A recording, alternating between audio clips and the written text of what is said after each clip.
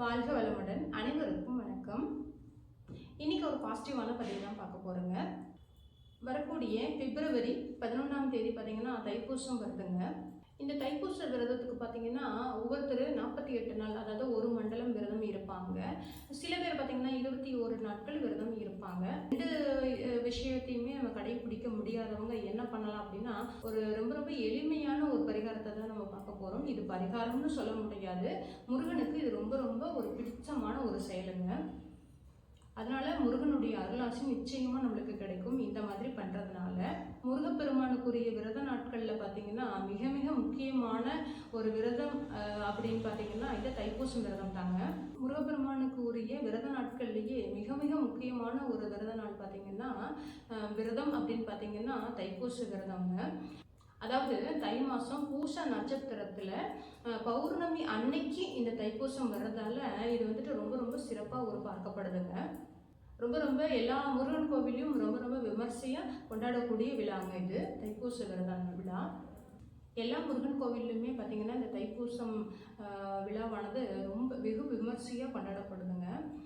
இருந்தாலும் இந்த தைப்பூச விழாவானது பார்த்தீங்கன்னா பழனி திருத்தலத்துக்கு உரிய முக்கிய விழாவானதுங்க. மிக மிக முக்கியமான வேண்டுதல்களில் ஒன்று பார்த்தீங்கன்னா காவடி எடுக்கும் வழக்கம். இதுவும் பார்த்தீங்கன்னா பழனி திருத்தலத்தில் தான் வந்துட்டு தோன்றியது. அப்படி காவடி எடுக்கும் முறை பார்த்தீங்கன்னா இந்த தை மாசத்துல பூச நட்சத்திரத்தில் பௌர்ணமி அன்னைக்கு தோன்றியதால தான் இந்த தைப்பூச விழாவானது வெகு விமர்சையாக கொண்டாடப்படுதுங்க. சரிங்க, இந்த 48 நாள் விரதம் பிடிக்க முடியல அல்லது 21 நாள் விரதமும் பிடிக்க முடியல அப்படின்னா என்ன செய்யலான்னு பார்க்கலாங்க. ஒரு சிலர் பார்த்தீங்கன்னா முருகனுக்கு மாலை போட்டு விரதம் இருந்து இந்த 48 நாள் விரதம் பிடிப்பாங்க. ஒரு சில பேர் பார்த்தீங்கன்னா 21 நாட்கள் அதுவும் மாலை போடாமல் விரதம் இருப்பாங்க. சில பேர் 48 நாள் பிடிக்கிறதுக்கு பார்த்தீங்கன்னா ரொம்ப ரொம்ப ஒரு கடுமையான ஒரு விரதம் சொல்லலாம். ஏன்னா முருகனுக்கு உரிய இந்த விரத நாட்கள்லேயே மிக நீளமாக உடைய விரதம் எதுன்னு பார்த்தீங்கன்னா இந்த தைப்பூச விரதம் தாங்க. அதுதான் பார்த்தீங்கன்னா ஒரு மண்டலம் நம்ம பிடிக்கணும். மற்ற நாட்கள் எல்லாமே, மற்ற விரதங்கள் எல்லாமே வந்துட்டு சின்ன சின்ன நாட்கள் தான் பிடிக்க வேண்டியது வரும். இது மட்டும்தான் ஒரு மண்டலம் பிடிக்கிற மாதிரி வரும். அதனாலேயே இந்த தைப்பூச விரதத்துக்கு பார்த்தீங்கன்னா அதிகப்படியான பலன்கள் கை மேலே நம்மளுக்கு கிடைக்குங்க. இந்த மாலை போட்டு இந்த விரதம் 48 நாள் இருக்கக்கூடியவங்க பார்த்தீங்கன்னா காலை மேலே 2 வேளையுமே வந்துட்டு குளித்து வீட்டில் தெய்வம் ஏற்றி சாமி கும்பிட்டு கோயில்களுக்கு 2 வேளையுமே முருகன் கோவிலுக்கு போய் தரிசித்துட்டு வருவாங்க. இந்த மாதிரி விரதம் இருக்கும்போது பார்த்தீங்கன்னா அந்த 48 நாள் இருக்கும்போது பார்த்தீங்கன்னா நம்மளுடைய அனைத்து வேண்டுதல்கள் என்ன வேண்டுனாலும் சரி அதுக்கு கை மேலே வாரி கொடுப்பாருங்க நம்ம முருகப்பெருமான். அதில் வந்துட்டு பலனடைஞ்சவங்க கோடான கோடி பேர் இருக்காங்க. சரி, இந்த 48 நாளும் எங்களால் விரதம் இருக்க முடியல, 21 நாட்களும் எங்களால் விரதம் இருக்க முடியல அப்படிங்கிறவங்க இந்த முறையை பயன்படுத்தலாங்க. உங்கள் வீட்டு பக்கத்தில் ஏதாவது கோயில் இருக்குது, பெரிய கோயிலோ அல்லது சின்ன கோயிலோ இருக்குது அப்படின்னா அந்த கோயிலோட உரிமையாளர்கிட்ட நீங்கள் கேட்டு வச்சுக்கோங்க. இந்த பழனிக்கு பாத யாத்திரையாக காவடியை சுமந்துட்டு போகிறவங்க பார்த்தீங்கன்னா அங்கே கோயிலாகட்டும் மடமாகட்டும் அங்கே கொஞ்சம் தங்கி இளைப்பாரிட்டு போவாங்க. அப்படி அந்த உங்கள் வீட்டு பக்கத்தில் இருக்கக்கூடிய கோயிலில் அந்த பழனி பாத யாத்திரைக்கு போகிறவங்க யாராவது வருவாங்களா அப்படின்னு கேட்டு தெரிஞ்சு வச்சுக்கோங்க. அப்படி போகிறாங்க அப்படின்னு தெரிஞ்சதுன்னா நீங்கள் அவங்ககிட்ட சொல்லி வச்சுருங்க. இந்த மாதிரி நான் அவங்கள பார்க்கணும் அப்படின்னு.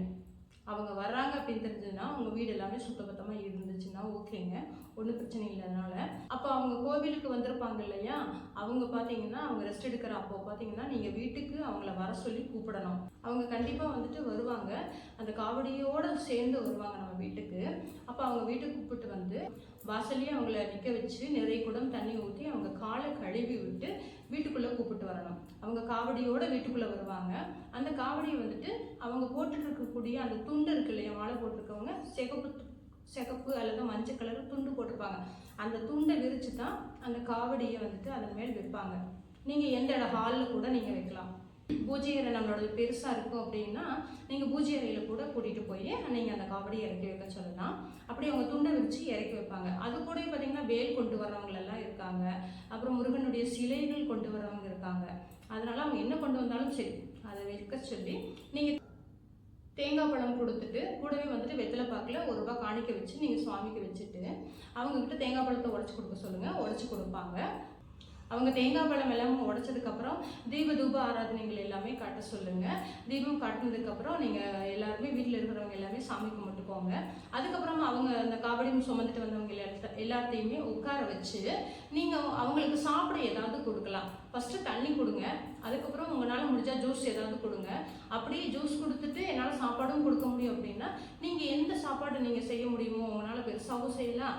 அதில் வந்து சிம்பிளாக அந்த வெரைட்டி ரைஸ், அந்த மாதிரி தக்காளி சாதம், தயிர் சாதம் இந்த மாதிரி செஞ்சு கூட அவங்களுக்கு சாப்பிட்றதுக்கு கொடுங்க. கொடுத்ததுக்கப்புறம் அவங்க எல்லாமே கிளம்பி போகிறதுக்கு முன்னாடி அந்த குருசாமின்னு ஒருத்தர் பெரியவர் இருப்பார், அவருக்கு மட்டுமாவது கொடுக்கலாம். அல்லது வந்து எல்லாத்துக்குமே கொடுக்க முடிஞ்சால் உங்களோட விருப்பம். வெத்தலை பாக்கில் ஒரு 11 ரூபா அல்லது வந்துட்டு 51 ரூபா அல்லது ஒரு 101 ரூபா வச்சு அவங்களுக்கு காணிக்க கொடுத்துட்டு அவங்க காலில் தொட்டு கும்பிடுங்க. அந்த காவடி சுமந்துட்டு போகிறவங்க முருகனவே சுமந்துட்டு போகிறவங்க, அதனால் அவங்க காலை தொட்டு கும்பிடும்போது கண்டிப்பாக வந்துட்டு எம்பெருமான் முருகப்பெருமானையே சேருங்க அது. அதனால் அவங்களை காலை தொட்டு கும்பிட்டுட்டு திரும்பவும் அவங்க அந்த கோயிலில் போய் இளைப்பாருவாங்க இல்லையா, அந்த கோவில் வரைக்குமே உங்களுக்கு அந்த வேலாகட்டும் இல்லை சாமி சிலையாகட்டும் அல்லது வந்துட்டு காவடி அவங்க கொடுப்பாங்க அப்படின்னா நீங்கள் அதை வாங்கி சுமந்துட்டே போங்க. அந்த கோவில் வரைக்கும் போய் அவங்கக்கிட்ட அந்த வாங்கினதை ஒப்படைச்சிட்டு நீங்கள் வந்துடுங்க. இவ்வளோதாங்க. ரொம்ப ரொம்ப சிறப்பான ஒரு இதுங்க. 48 நாள் விரதம் இருக்க முடியலேன்னு கவலைப்படுறவங்க கவலையே படாதீங்க. இந்த மாதிரியும் பண்ணலாம். முருக பக்தர்களுக்கு இந்த மாதிரியும் நம்ம வந்துட்டு ஒரு சின்ன சேவைகள் செய்கிற மூலமாக முருகனுடைய நம்ம அருளுக்கு மிகவும் பாத்திரமாகும். நம்ம இந்த மாதிரியும் நீங்கள் செஞ்சு பாருங்கள், கைமேல் நிச்சயமாக பலன் கிடைக்குங்க. நீங்கள் சாமி கும்பிடும்போது முருகனை மனசார நினச்சிட்டு இந்த ஒரு 4 வரிகளை மட்டும் சொல்லுங்கள். அதாவது கைகூப்பி சாமி கும்பிடும்போது வீரவேல் தாரைவேல் விண்ணோர் சிறை மீட்ட தீரவேல் செவ்வேல் திருக்கைவேல் வாரி குழைத்தவேல் கொற்றைவேல் கூர்மார்பும் குன்றும் துளைத்தவேல் உண்டே துணை. இதை வந்துட்டு நீங்கள் ஒரு 6 முறையும் உச்சரிக்கலாம் அல்லது வந்துட்டு 3 முறை உச்சரிக்கிறதுனாலும் உச்சரிக்கலாம், அது உங்களுடைய இது. ஆனால் இது சொல்ல சொல்ல ரொம்ப ரொம்ப ஒரு அருமையான ஒரு ஃபீல் கிடைக்குங்க. நம்மளுக்கு மனசில் ஒரு தெம்பு கிடைக்கும். நம்ம எந்த வேலைகள் செஞ்சாலும் சரி, நீங்கள் கிச்சனில் வேலை செஞ்சுட்டு இருந்தீங்கன்னா கூட இந்த ஒரு மந்திரத்தை உச்சரிச்சுட்டே இருக்கும்போது ரொம்ப ரொம்ப நல்லா ஒரு பாசிட்டிவான ஒரு வைப்ரேஷன் நம்மளுக்குள்ளேயே இருக்கும். அதனால் முயற்சி பண்ணி பாருங்கள்.